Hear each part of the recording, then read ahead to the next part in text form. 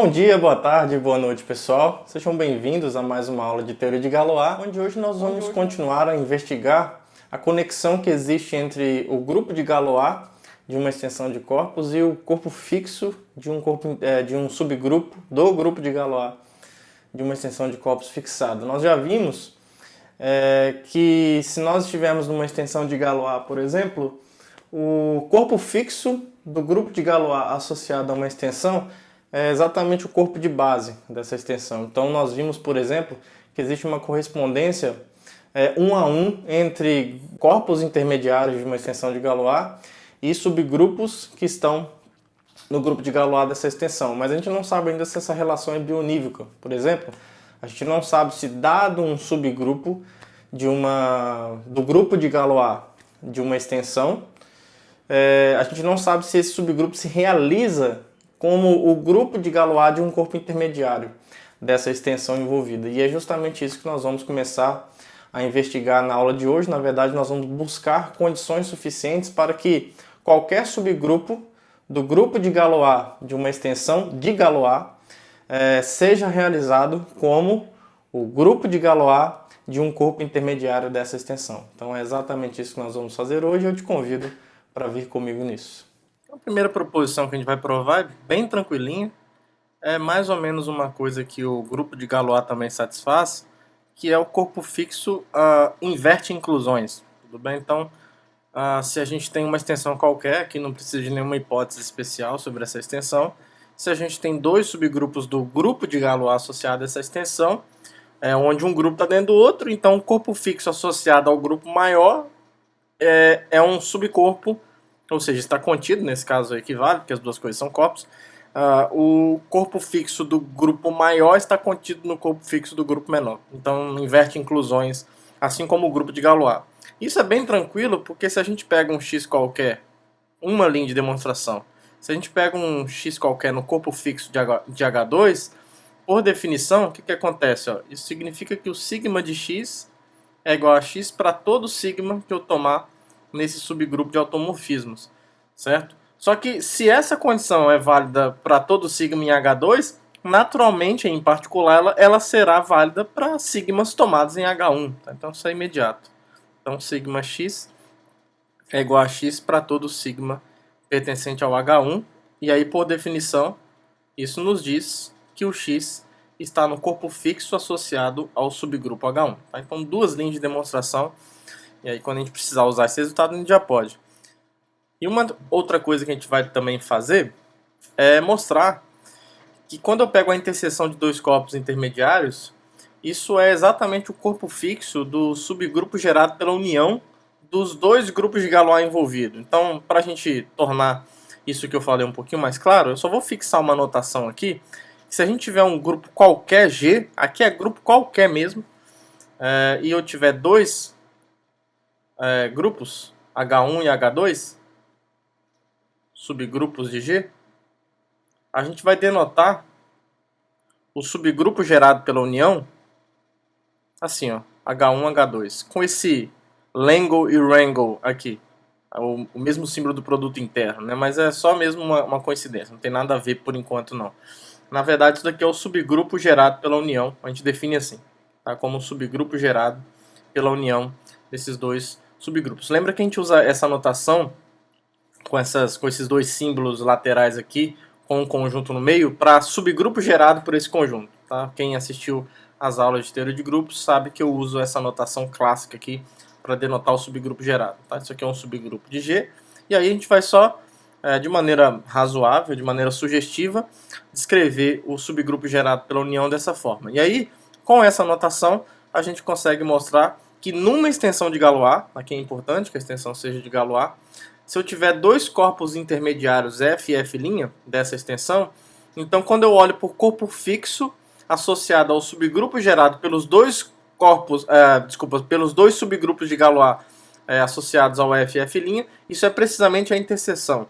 Ou seja, o que esse resultado está dizendo é que se eu pegar dois corpos intermediários de uma extensão de Galois e intersectá-los, a interseção disso é precisamente o corpo fixo de um subgrupo específico e esse subgrupo é dado em termos dos grupos de Galois desses corpos intermediários dados inicialmente. Tudo bem? Então, uma das inclusões aqui é tranquila, inclusive ela nem vai precisar da hipótese da teoria da extensão ser de Galois, porque olha só, vamos ver qual que não precisa. Ó, a gente já sabe, por definição, pela definição da nossa notação, isso daqui vale, ó. O grupo de Galois associado a essa extensão é um subgrupo desse daqui, certo? Porque isso daqui é o subgrupo gerado pela união, então esse cara está na união dele com o outro grupo de Galois. E a mesma coisa vale para o F', né? Então aqui, idem. E aí, pela proposição anterior, como o corpo fixo inverte inclusões, a gente consegue isso daqui, ó. Pela proposição anterior, o corpo fixo associado a esse subgrupo bonito aqui é um subcorpo do corpo fixo associado ao grupo de Galois dessa extensão, e idem para essa outra inclusão daqui de baixo, né? Então, o mesmo corpo fixo aqui também está contido no corpo fixo associado a essa extensão aqui, ó. Tudo bem? Só que a gente já sabe, para essa inclusão a gente precisa sim, né? Eu falei que para essa inclusão não iria precisar da hipótese da extensão ser de Galois, mas a gente vai precisar sim, porque olha só, como essa extensão aqui é de Galois, a gente já sabe, provamos isso na última aula, que o corpo fixo do grupo de Galois é o corpo de base, é o corpo menor, digamos assim. Então, como a extensão é de Galois, a gente guarda aquela informação, né? Então, como essa extensão é de Galois, ou é galoisiana, né? Para a escrita aqui ficar um pouquinho mais corrente, vai ficar melhor. Então, a gente já sabe que o corpo fixo do grupo de Galois é o próprio subcorpo de base, né? O subcorpo menor. Então isso aqui vale para o F e vale para o F' também, porque vale para qualquer corpo intermediário. Tudo bem? Então, o que vai acontecer? Esse corpo fixo aqui, ó, esse corpo fixo está dentro do F e está dentro do F', certo? Porque já que esse daqui, ó, isso aqui então é F, isso aqui é F', então esse mesmo corpo fixo está dentro de F e de F', então está dentro da interseção. Então, uma inclusão nós já conseguimos. Logo, então, o corpo fixo dessa coisa bonita aqui está contido na interseção de F com F'. Então, uma inclusão foi. Agora, para outra inclusão, aí aqui sim a gente não precisava realmente da extensão C de Galois, porque olha só, aí só ferramentinhas da teoria de grupos mesmo. Porque, bom, deixa eu acabar de escrever isso daqui. Porque olha só, se a gente, de fato, né, se a gente pega um X qualquer na interseção, o que acontece? A gente já sabe que qualquer corpo, ou qualquer corpo intermediário, está contido no corpo fixo associado ao seu grupo de Galois. Então, segue, já provamos isso, que o X está nessa interseção aqui, ó. O corpo fixo associado a essa extensão, e também no corpo fixo associado à extensão LF', porque o F está contido aqui, e o F' está contido aqui. Então, a interseção, naturalmente, respeita as inclusões envolvidas. E aí, isso aqui nos diz que o sigma de x é igual a x para todo sigma, tanto nesse grupo, certo? Isso vale para sigmas aqui, e também vale para sigmas no grupo de Galois dessa outra extensão. Então, eu posso tomar a união aqui, porque tanto faz. Seja lá onde o sigma estiver dentre esses dois, essa condição aqui é verdadeira. Certo? Agora, a gente já sabe que o subgrupo do grupo de automorfismos que fixam um certo elemento, na verdade o subconjunto de automorfismos que fixam um elemento, isso é um subgrupo. Então isso significa que essa união está contida nesse subgrupo. O que nos diz então que isso daqui acontece para todo sigma. Então isso daqui acontece na verdade para todo sigma no subgrupo gerado por essa união, certo? Se a gente pegar qualquer sigma no subgrupo gerado por essa união, isso aqui vai permanecer acontecendo.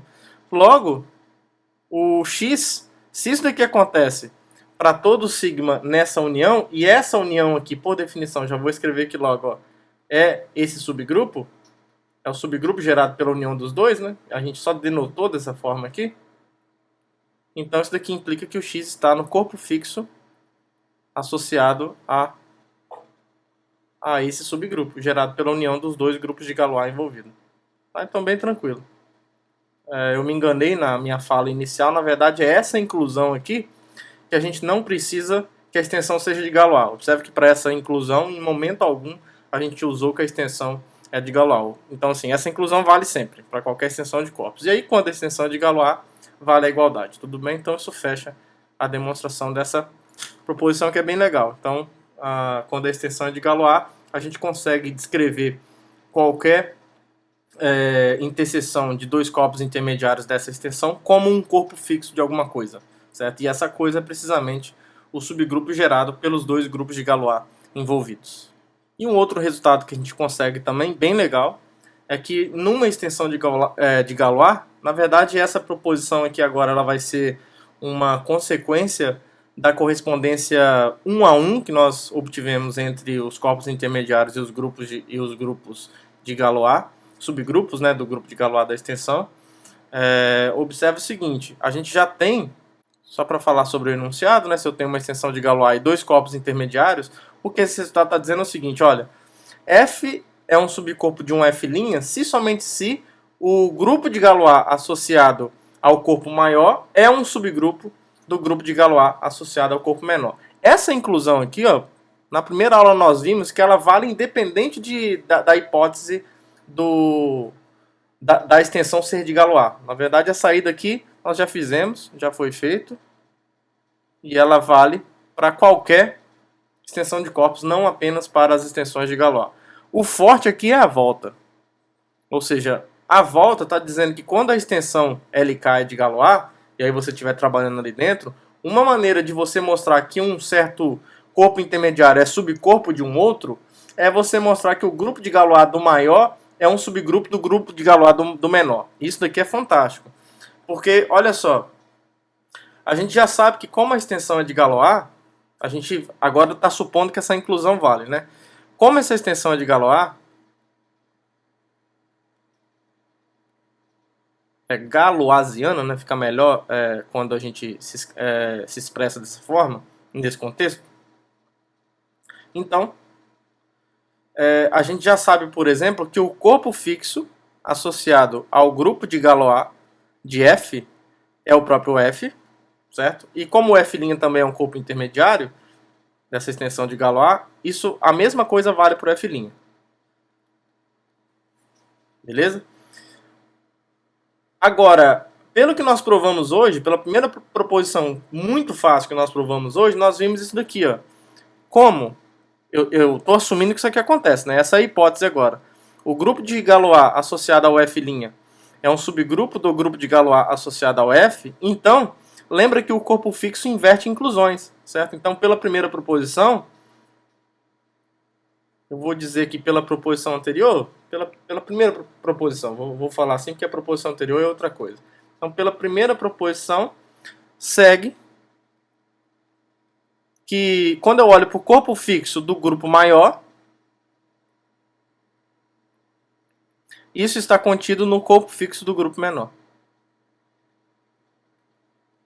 Só que, pelo que nós vimos aqui atrás, o que é esse corpo fixo aqui do F? É o F. E o que é o corpo fixo associado à extensão com F'? Ao grupo de Galois associado ao F'? É o próprio F'. Tudo bem? Então, observe que sem a hipótese da extensão ser de Galois, você conseguiria no máximo uma inclusão desse tipo. Ó. O F com certeza está aqui, que está aqui, tranquilo também, pela primeira proposição de hoje, só que o problema seria isso aqui, ó. Por que isso está em F'?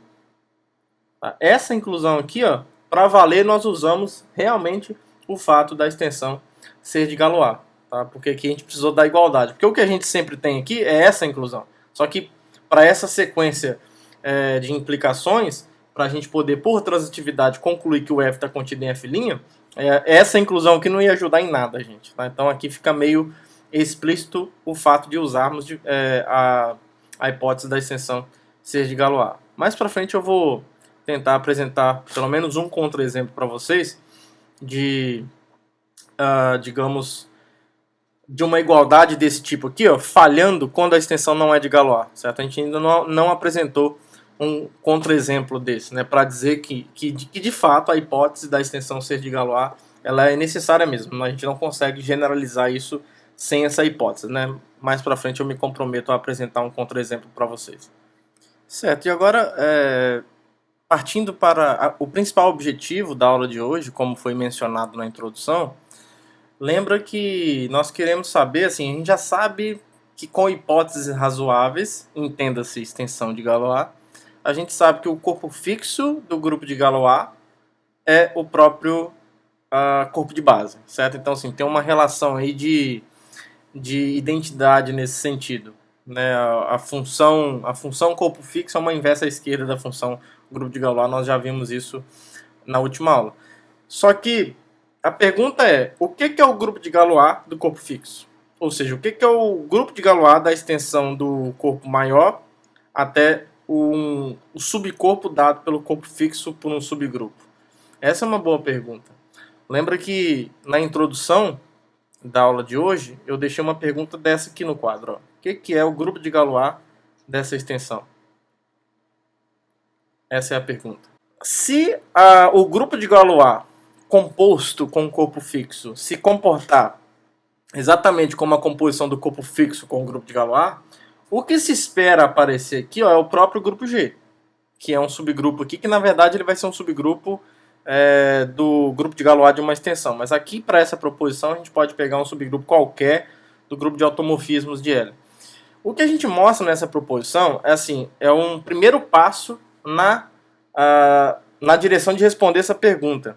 A gente mostra que, assim como todo corpo está no corpo fixo do grupo de Galois dele, a gente mostra a gente mostra uma poesia parecida para os subgrupos. A gente vai mostrar que todo subgrupo está no grupo de Galois do corpo fixo associado a ele.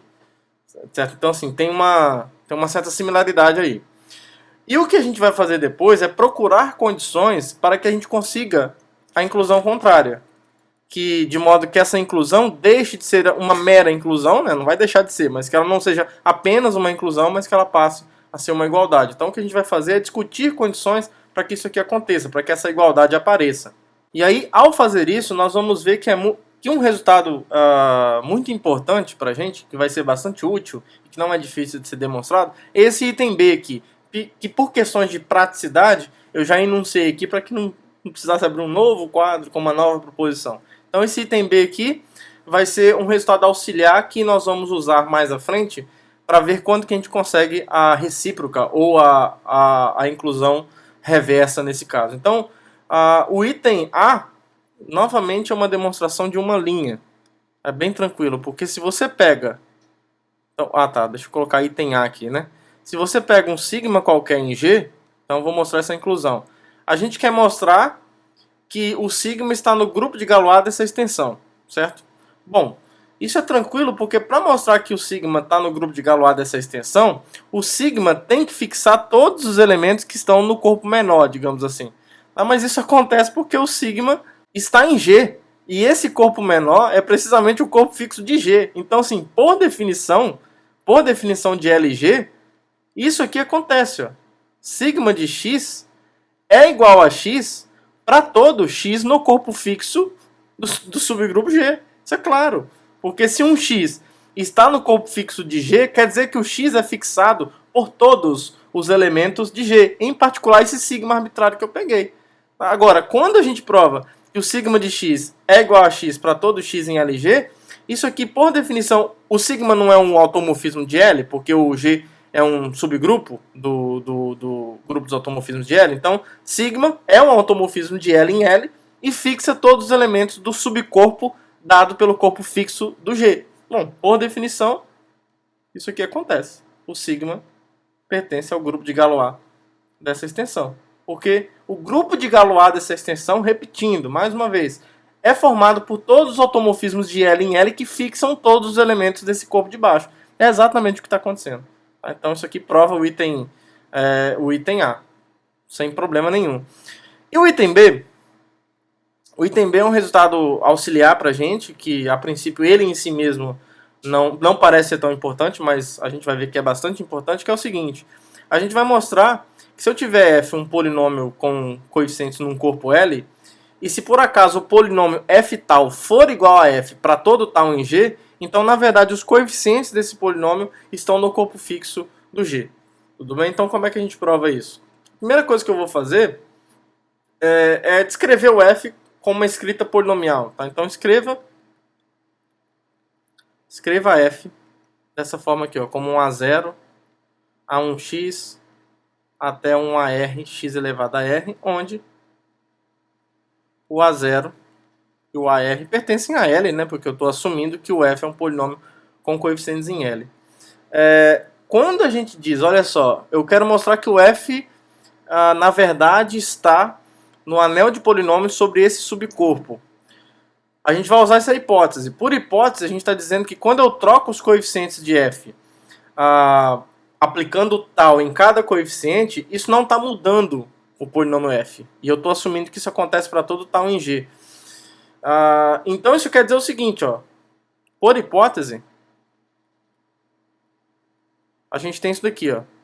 O f tal é igual a f para todo tal em G, certo? Para todo automorfismo que está em G. Agora, isso implica... O que é o f tal? Lembra que essa notação a gente usa para o polinômio... É quase o polinômio f, na verdade não é o polinômio f, mas na verdade eu vou trocar os coeficientes de f pelas imagens de tal nesses coeficientes. Então, o f tal é o tal de A0 mais o tal de A1 x até o tal de AR x elevado a R, essa é a definição do f tal, e, por hipótese, isso é o próprio f, certo? Então, o f é o A0 mais o A1x até o AR x elevado a R. E essa igualdade está ocorrendo para todo tal em G. Então, olha só o que a gente está concluindo com isso. Isso aqui implica, por igualdade de polinômios, né? Dois polinômios são iguais quando os coeficientes correspondentes são iguais. Isso implica, por exemplo, que o tal de A0 é o A0, o tal de A1 é igual a 1, o tal de A2 é igual a 2 e por aí vai. Então isso implica, por exemplo, que o tal de AI é igual a AI para todo tal pertencente a G, né? Só que isso acontece também para todo I, de 0 até R. Tudo bem? Só que eu coloquei esse parênteses aqui só para a gente ajudar na compreensão lógica da coisa aqui. Quando eu digo que tal de AI é igual a AI para todo tal em G, isso aqui, por definição, é dizer que cada coeficiente desse está no corpo fixo por esse subgrupo. Tá? Então, isso daqui, por definição, implica que o AI está no corpo fixo pelo subgrupo G, só que isso acontece para todo I de 0 até R. Então, nós acabamos de provar que os coeficientes do polinômio f, que originalmente estavam em L, por conta dessa hipótese, a gente consegue concluir que, na verdade, a gente consegue refinar o nosso conhecimento sobre esse polinômio. A gente consegue, na verdade, provar que todos os coeficientes estão no corpo fixo do subgrupo G.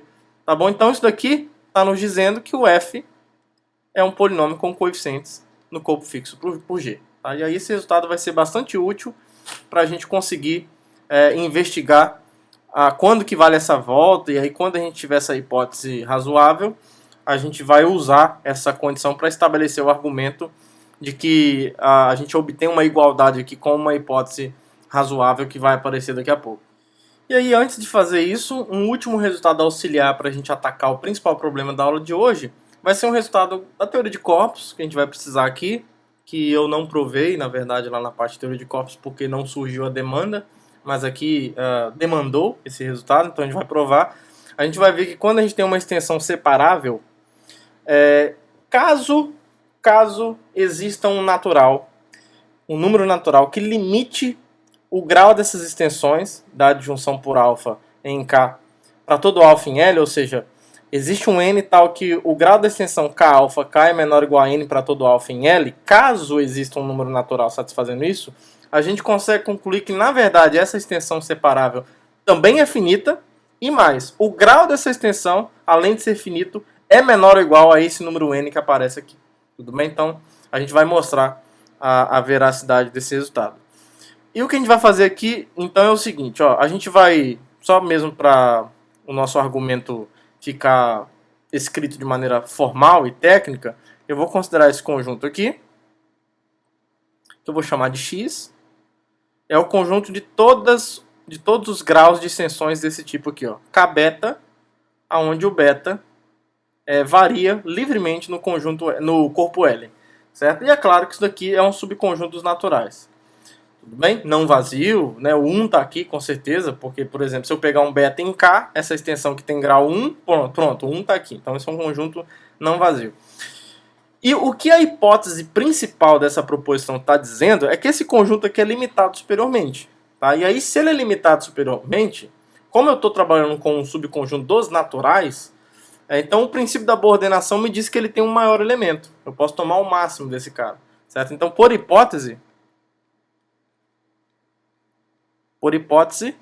X é limitado superiormente.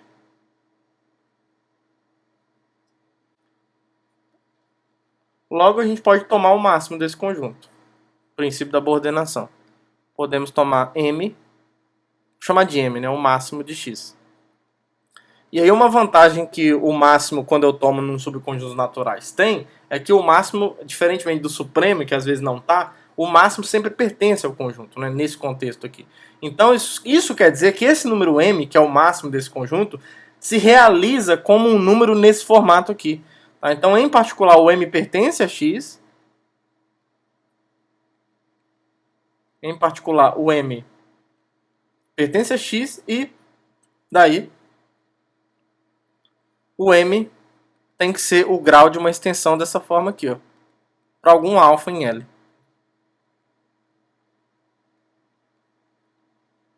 Para algum alfa pertencente a L. Certo? E aí o que vai acontecer?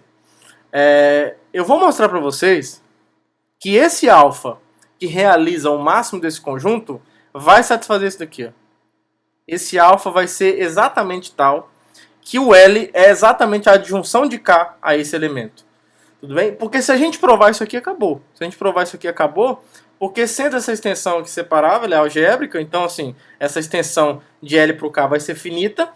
E mais, o grau dessa extensão, né, se o L é igual a K alfa, então o M é precisamente o grau dessa extensão. Só que como o M é o máximo desse conjunto e o X é limitado superiormente por N, o máximo desse conjunto também é menor ou igual a N.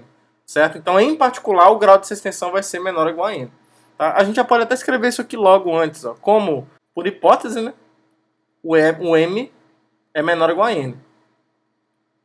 Por quê? Porque eu estou assumindo que aqui não ficou bom porque eu estou usando uma variável alfa aqui, né, e aqui alfa é um cara específico, mas tudo bem, né, a gente não precisa se prender a isso, mas o fato é que o N é maior ou igual a qualquer grau de extensão desse tipo. Então esse M aqui também tem que ser menor ou igual a esse N aqui de maneira imediata. Então tá, então vamos mostrar que o L é o K alfa. E a gente vai fazer isso por absurdo. A gente vai supor por absurdo.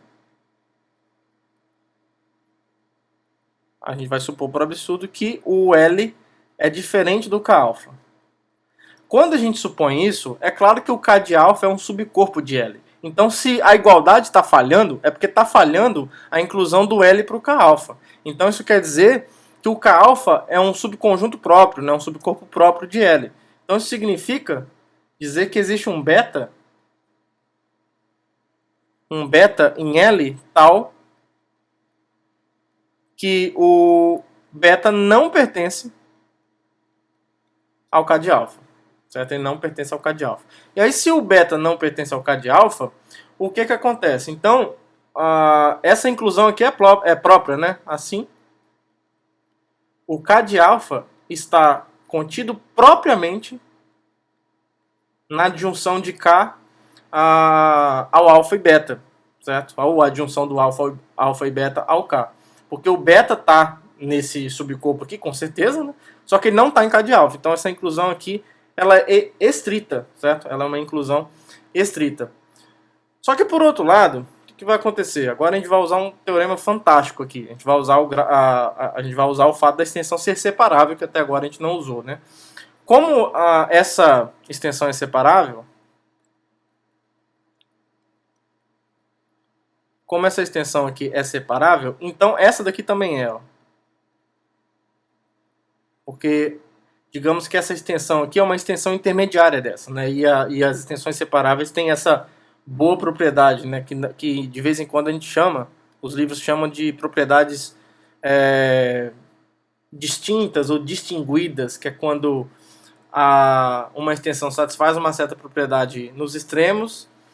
Isso é equivalente a dizer que ela satisfaz as propriedades de maneira intermediária. Então, por exemplo, se as extensões nos extremos é algébrica, então qualquer extensão intermediária também é algébrica e vale a volta também. Então, esse tipo de propriedade para extensões de corpos é chamado de propriedades distintas ou propriedades distinguidas.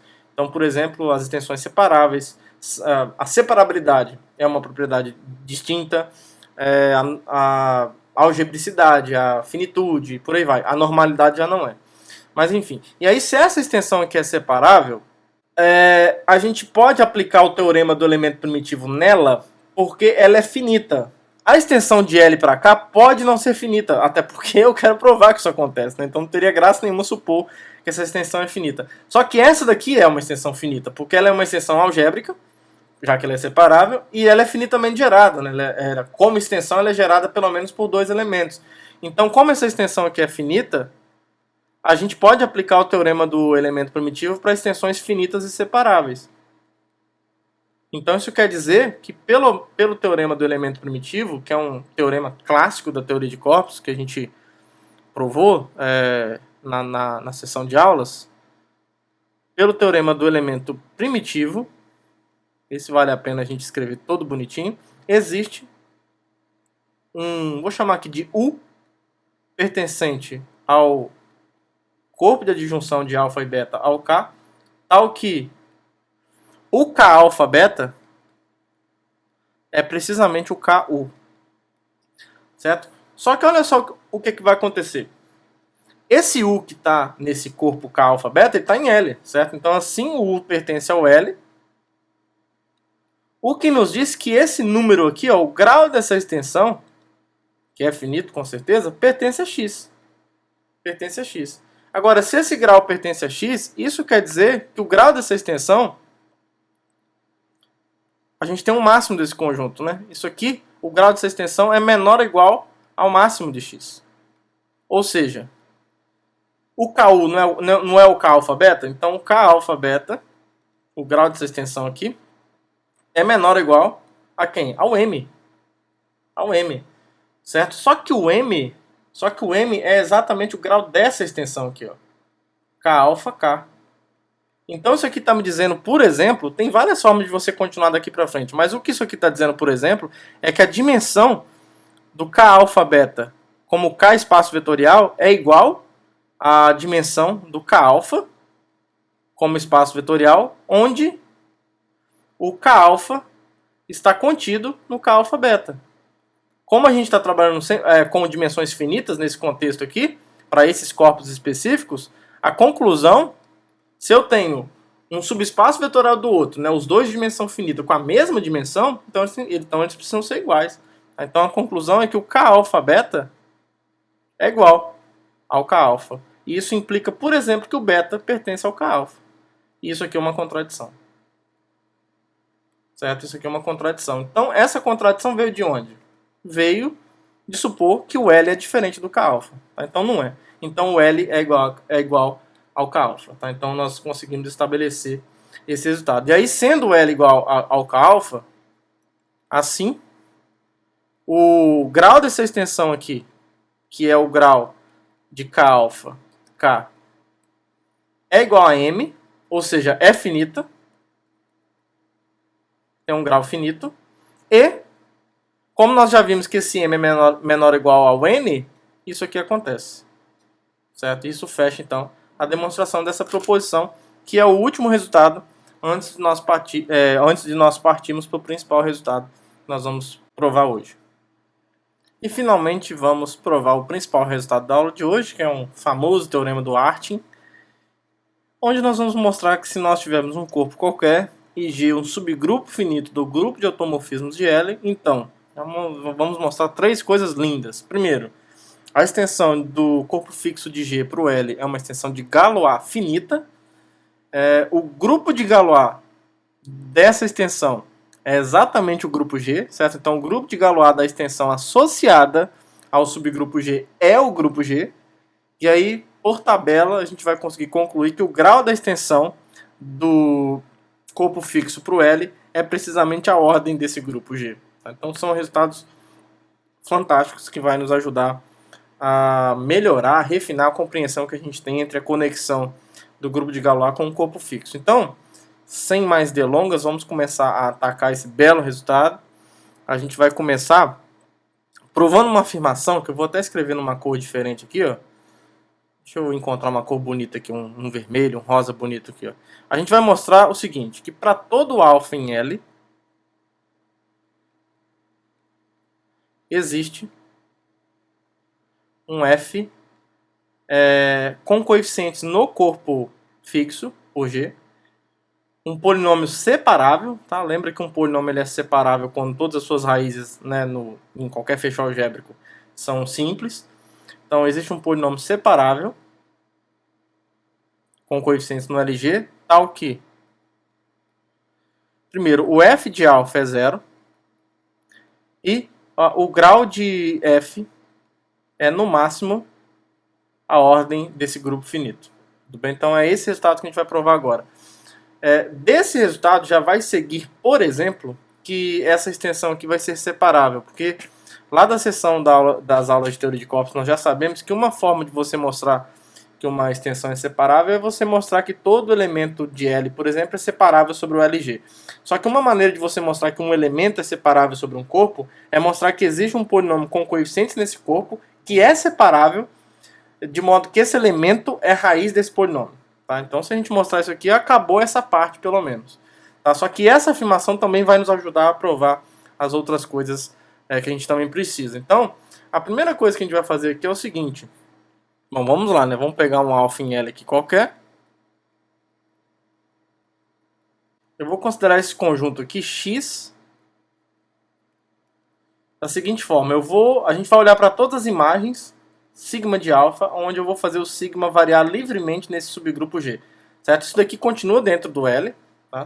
Isso aqui é um subconjunto de L, porque G é um subgrupo do grupo de automorfismos de L. Então, sigma é um automorfismo de L. Então, por exemplo, uma função de L em L.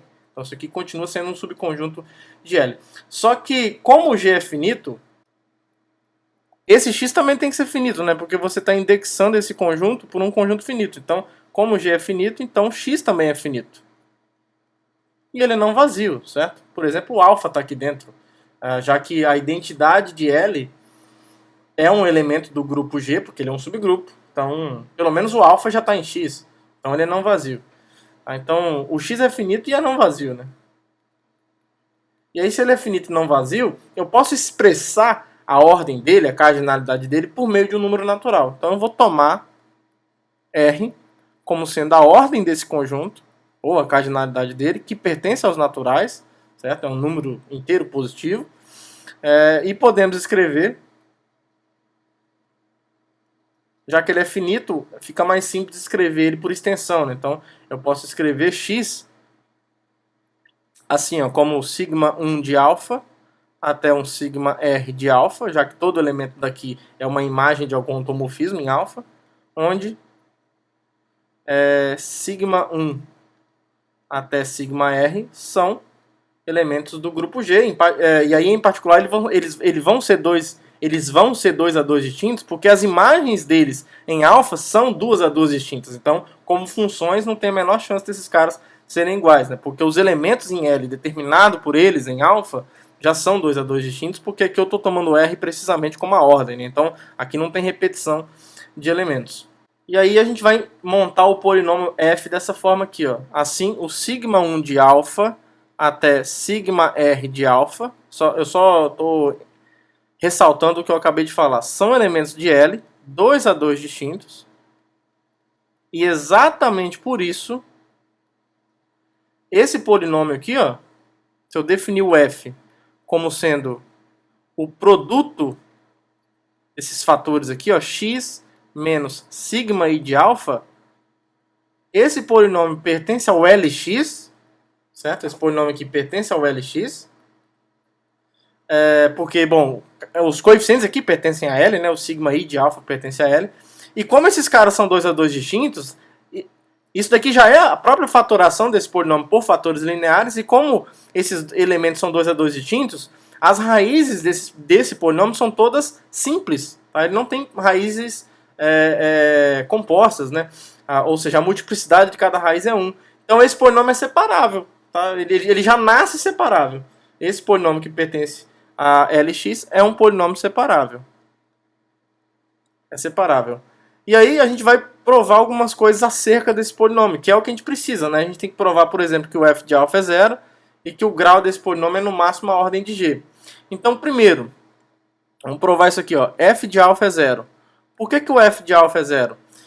Justamente porque o alfa, como a identidade de L, né? Na verdade, vamos um pouquinho atrás aqui, ó. Como o G é um subgrupo, eu falei lá atrás para vocês, né, que quando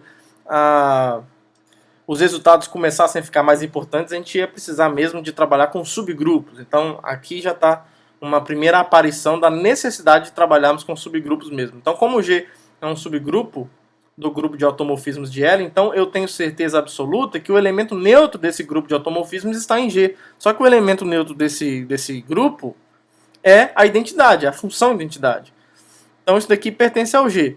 Se isso daqui pertence ao G, por definição, o conjunto X é formado por todas as imagens de alfa quando eu faço os automorfismos variarem livremente em G. Em particular, esse elemento aqui, ó, a identidade aplicada em alfa, pertence a X. Só que a identidade aplicada em alfa é o alfa. Tá? Então o alfa está naquele conjunto X que nós definimos. E aí, se o alfa pertence a X e o X ele é descrito a partir dessas imagens aqui, isso quer dizer o quê? Que alfa é um desses caras. Só que esse conjunto é precisamente o conjunto das raízes de f. Se alfa está no conjunto das raízes de f, ele é uma raiz de f. Então isso aqui implica que alfa é uma raiz de f. Então, quanto a essa afirmação, ok, foi provado. Alfa é uma raiz de f e esse polinômio é separável. Só que para a gente poder concluir lá na frente que o alfa é separável sobre o LG, a gente tem que saber, a gente precisa provar que os coeficientes desse polinômio aqui pertencem ao corpo fixo por G. E aí a gente vai usar o item B da proposição anterior. Para mostrar que o f é um polinômio com coeficientes no corpo fixo, a gente vai usar o critério que a gente acabou de provar na proposição anterior. A gente vai pegar um tal qualquer em G e o que a gente vai mostrar, deixa eu abrir aqui a afirmação, né? É que o f tal é igual a f para todo tal em G. Se a gente mostrar isso, a proposição anterior nos garante que esse polinômio f tá, os seus coeficientes pertencem ao corpo fixo. Então, como é que a gente prova isso? A gente primeiro observa o seguinte, ó, se eu pegar um índice qualquer, i, de 1 até r, quando eu componho tal com sigma i, tal e sigma i não pertencem a G? Como tal e o sigma i pertencem a G, ó, a necessidade do G ser subgrupo de novo aparecendo. E G é um subgrupo do grupo de automorfismos de L. Então, como esses dois caras estão em G, se eu componho os dois, já que a operação aqui é de composição, aqui não é vírgula, né? É composto. Tal composto com sigma i pertence ao G. Só que, por definição, como isso daqui pertence ao G, ao aplicar tal sigma i em alfa, isso agora é um elemento em x. Certo? Isso para todo i de 1 até r. O que esse resultado, então, na verdade, o que essa condição que nós acabamos de explicitar aqui está dizendo é que esse conjunto aqui, ó, tal de sigma 1 alfa até sigma não, gente, tal, pelo amor de Deus, tal sigma r alfa, isso daqui é um subconjunto de x, certo? Agora, isso daqui é um subconjunto de x. Só que esses elementos aqui são 2 a 2 distintos porque tal é um automorfismo. Então, em particular, tal é injetiva. Tá? Como tal é injetiva, ou injetivo, né? Depende se você está pensando no caráter de função, no caráter de automorfismo, aí muda o artigo definido que você usa no final. Na verdade, não é artigo, né? É a vogal de gênero aí, que, enfim. Como tal é injetiva, e esses caras são 2 a 2 distintos, né? O sigma I de alfa, eles são distintos à medida que o I varia. Então, esse conjunto aqui, ó, eu vou escrever devagar. Então, tal sigma 1 alfa até tal sigma R alfa são elementos de L também 2 a 2 distintos.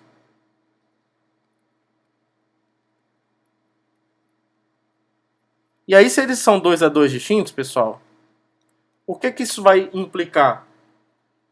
Isso vai implicar que esse conjunto da esquerda aqui eu tenho exatamente, então, R elementos. E eu já sei que o X, por definição, tem R elementos, porque o R foi definido como a ordem, a cardinalidade de X. Então, você tem dois conjuntos finitos com a mesma quantidade de elementos, um dentro do outro. Então, eles têm que ser iguais.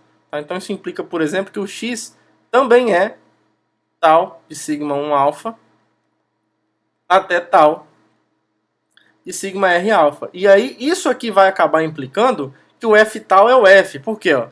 Quando você olha para o F tal, o que é o F tal? É você olhar para o F e aplicar o tal em cada coeficiente. E a gente sabe que esse mecanismo, isso é um automorfismo entre os anéis, entre o anel de polinômios envolvido aqui. Então, na verdade, eu posso aplicar esse mecanismo em cada fator desse daqui. Então, por exemplo, o F tal vai ser esse produto aqui, ó, I de 1 até R.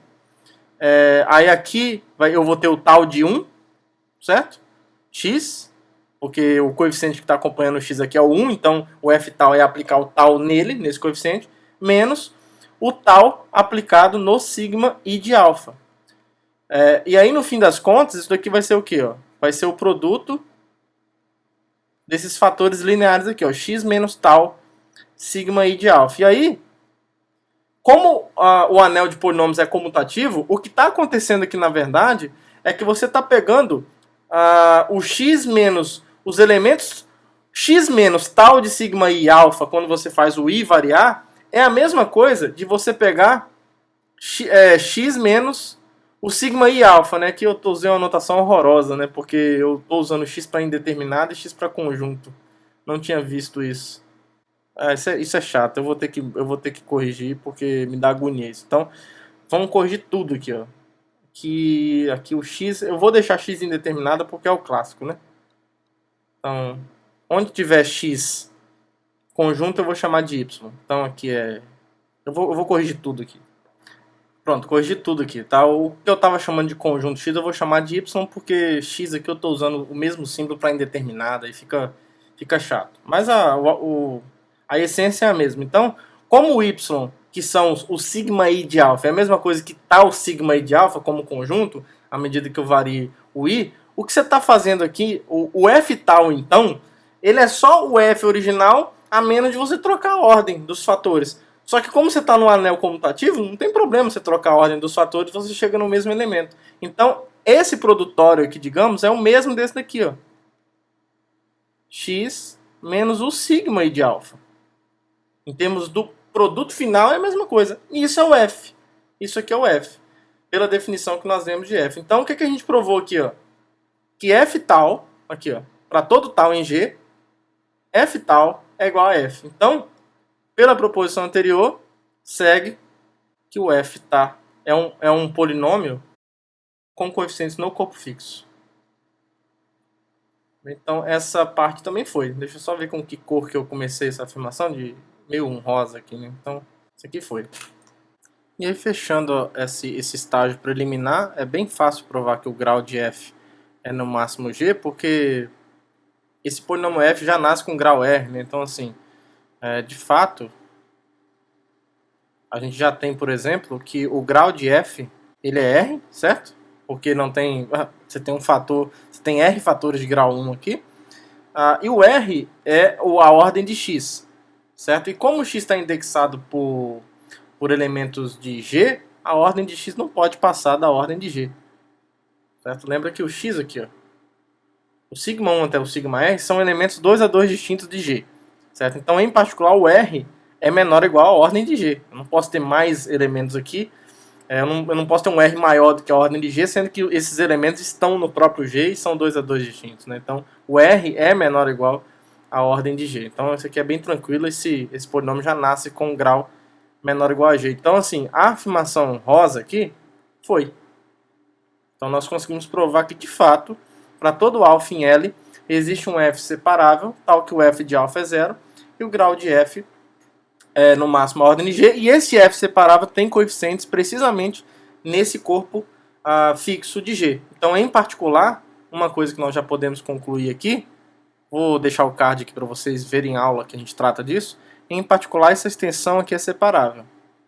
Porque a afirmação rosa prova que todo elemento de L é separável sobre o LG. Tá? Então, em particular, essa extensão aqui é separável. Agora a gente precisa provar que essa extensão é normal, né? Para ela ser uma extensão de Galois, ela precisa ser uma extensão normal também. Então, para mostrar isso, a gente vai usar, na verdade, a gente vai provar o seguinte critério, que o seguinte fato ocorre. Porque essa condição, se a gente provar que ela é verdadeira, ela é uma das condições equivalentes para dizer que uma extensão é normal. Nós vamos mostrar então que se o G é um polinômio irredutível com coeficientes no corpo fixo,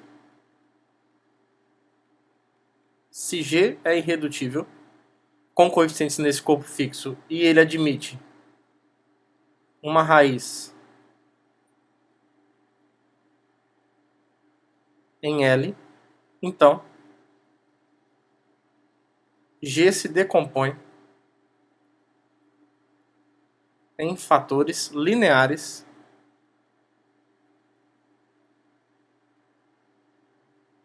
sobre L, né? Ou seja, eu consigo decompor esse polinômio G em L em termos de fatores lineares, o que é uma outra maneira de dizer que todas as raízes de G estão já nesse corpo L. Então, quando isso acontece, é porque essa extensão é normal. Então, a gente vai provar que isso aqui acontece. Tá? Então, de fato, porque isso aqui é uma das condições equivalentes para dizer que uma extensão é normal. Então, de fato, eu vou pegar um G irredutível que admite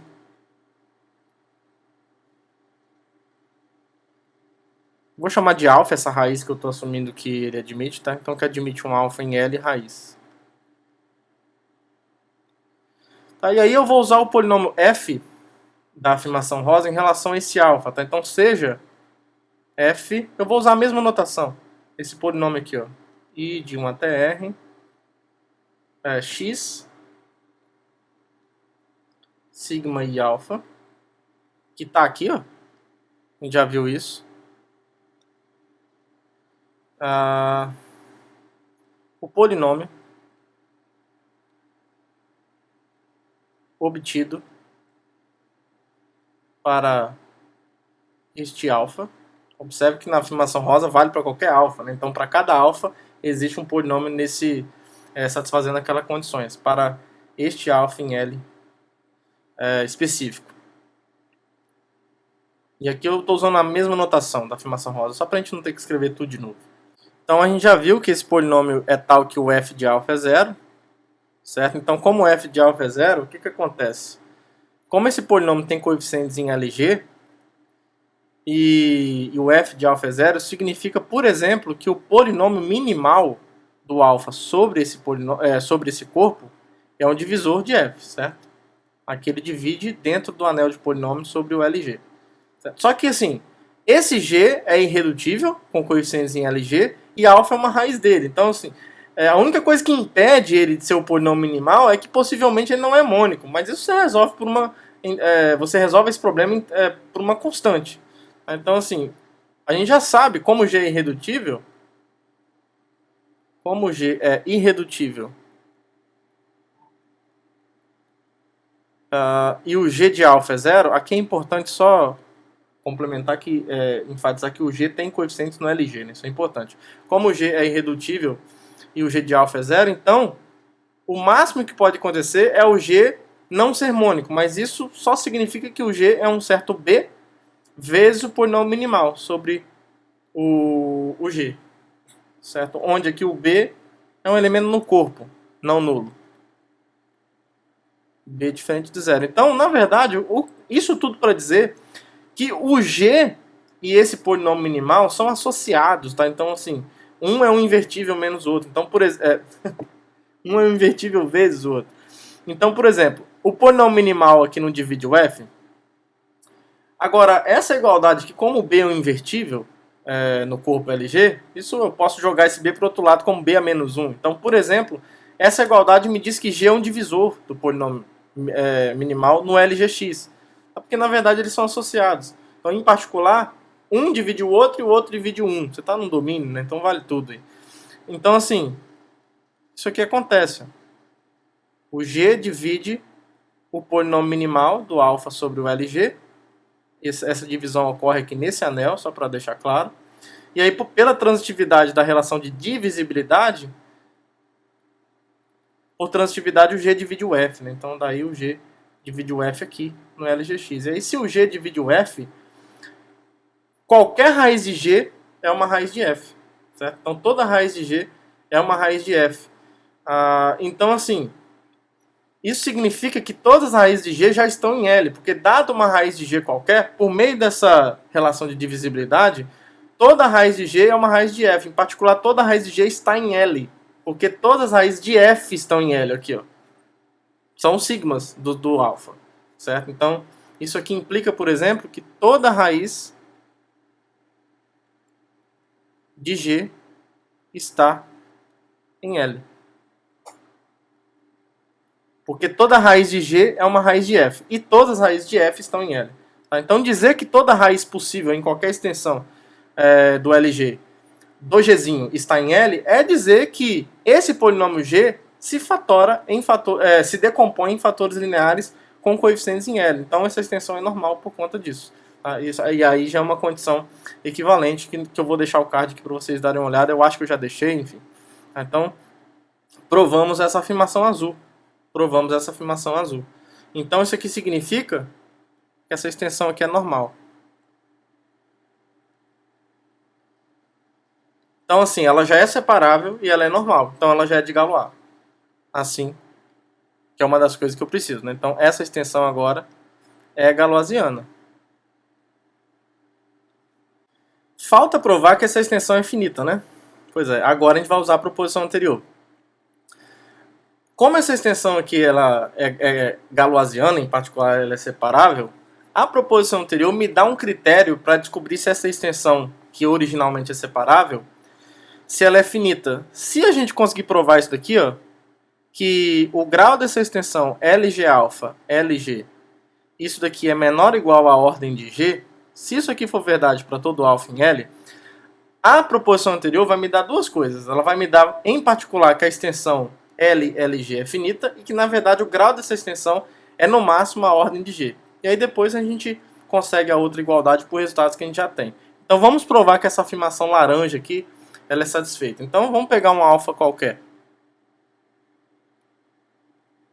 Seja alfa pertencente a L qualquer. Nós já fizemos tudo que é necessário, né? Então assim, usando a afirmação rosa, então pela afirmação rosa, deixa eu escrever o rosa de rosa. É isso. Rosa. Existe f em LGX. Polinômio. Acho que eu não vou precisar da separabilidade eu não vou precisar da separabilidade dele aqui agora não. Então o fato é que existe um f em LGX com f de alfa igual a zero. Isso, f de alfa igual a zero. E outra coisa que é importante, o grau de f menor ou igual à ordem de g. Tá? E aí por que isso é importante?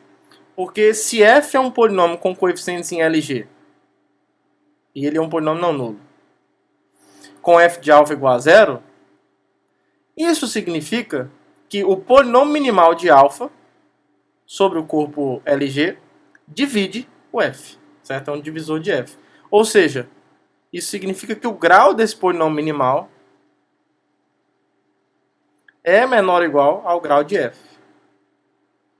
Só que o grau de... Opa! Misturou tudo aqui, ó. Só que o grau de f é menor ou igual à ordem de g, né? Então isso aqui implica que o grau do polinômio minimal, que por acaso é o grau dessa extensão, a gente já sabe disso.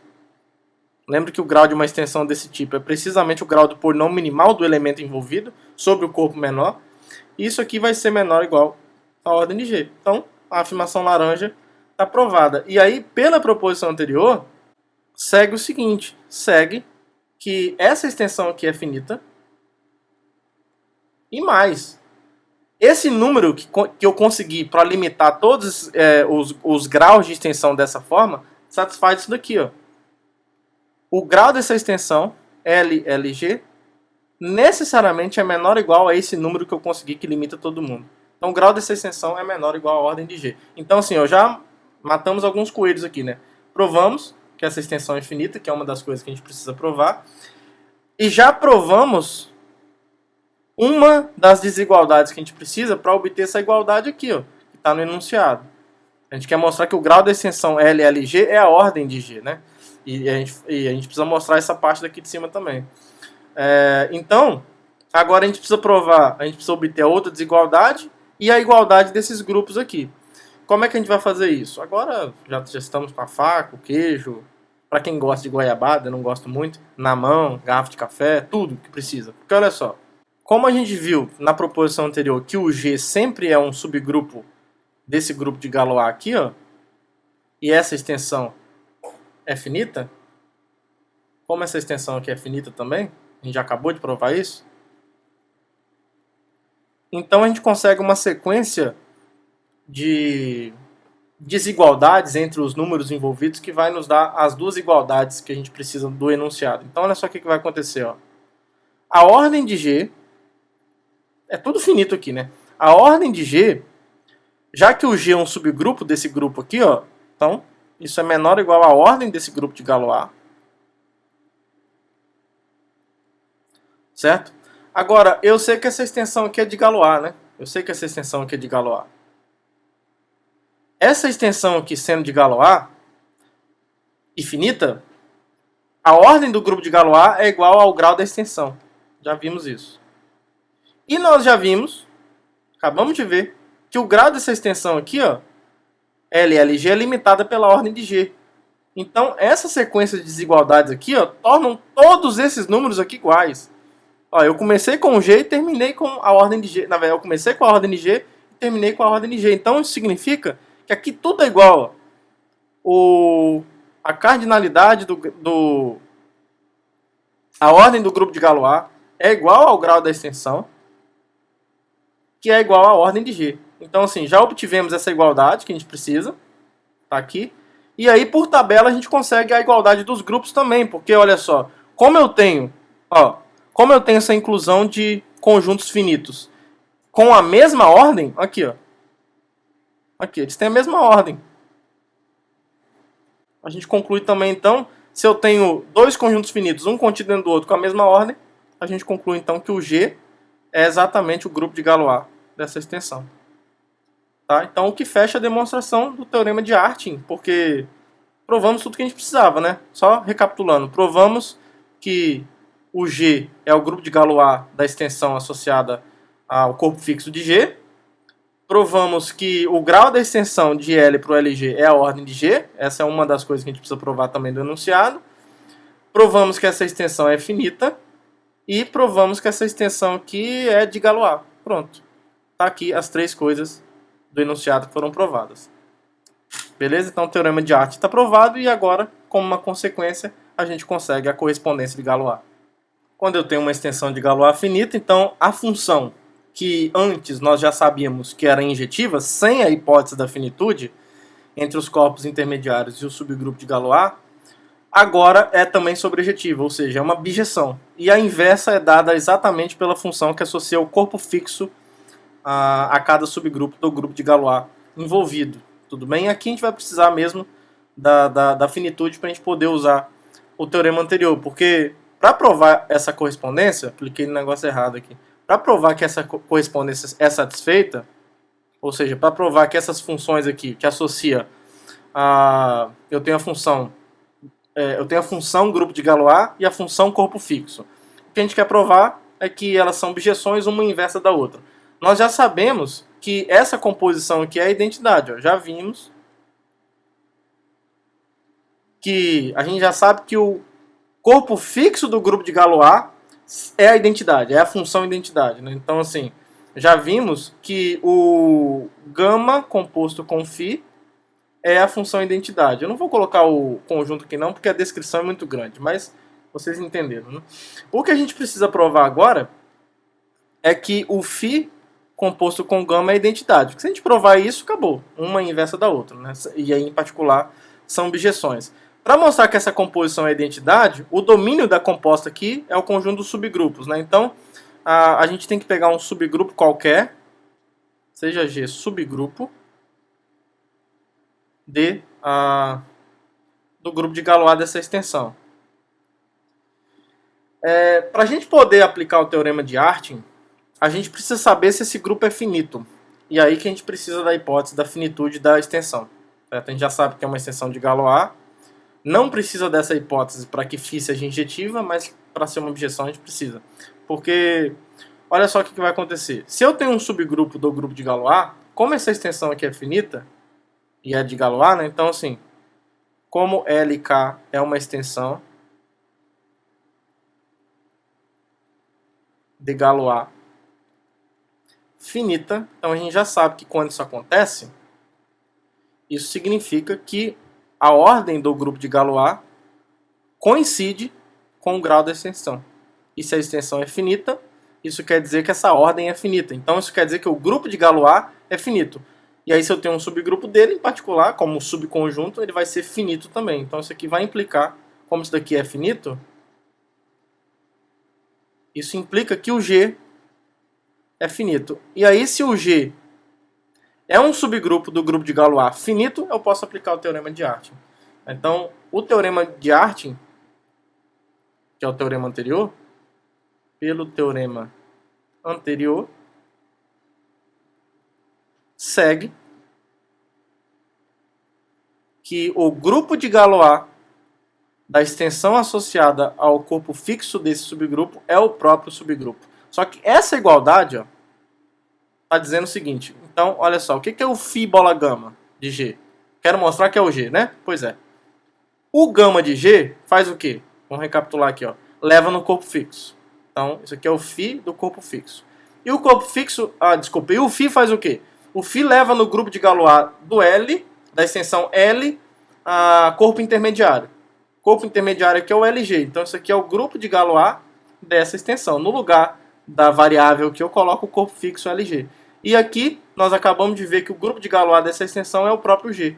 Então, ó, φ bola gama de G é igual a G para todo G subgrupo de Galois. Então, isso mostra que essa composição é a identidade. Aí acabou. Tá? Portanto, φ e gama são objeções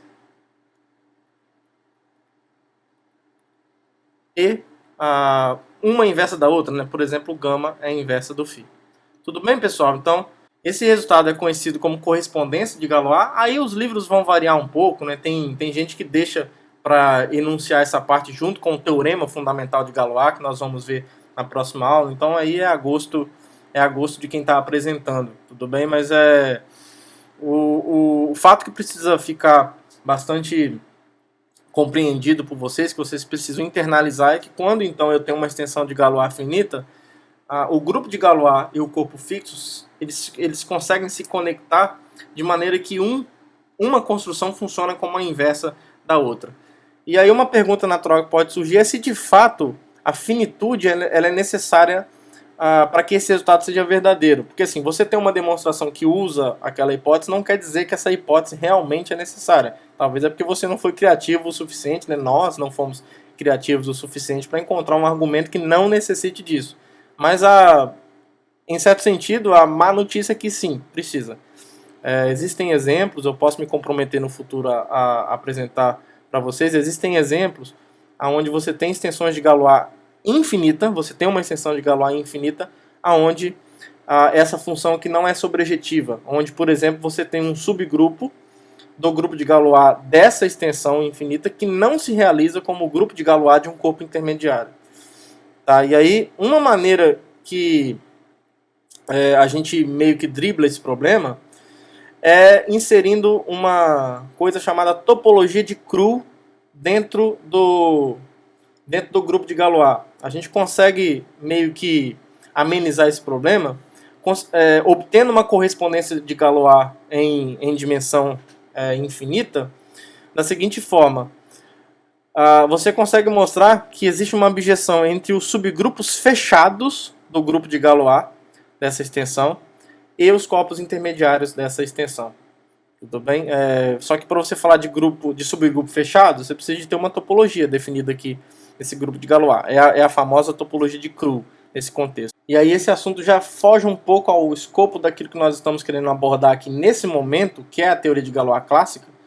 Mas no futuro, talvez, se um dia eu começar a gravar aulas de grupos topológicos e coisas desse tipo, pode vir como uma boa aplicação do conceito de grupo topológico o estudo da teoria de Galois em dimensão infinita. É bem interessante a recuperação desse resultado para a dimensão infinita, trabalhando com subgrupos fechados do grupo de Galois. Então, talvez no futuro, aí, não sei quando, a gente pode abordar isso. Tá? Mas, por enquanto, aqui a gente vai estar interessado na parte clássica, e aí trabalhar mesmo com extensões de Galois finita. Tá, pessoal? Então, eu espero que vocês tenham gostado.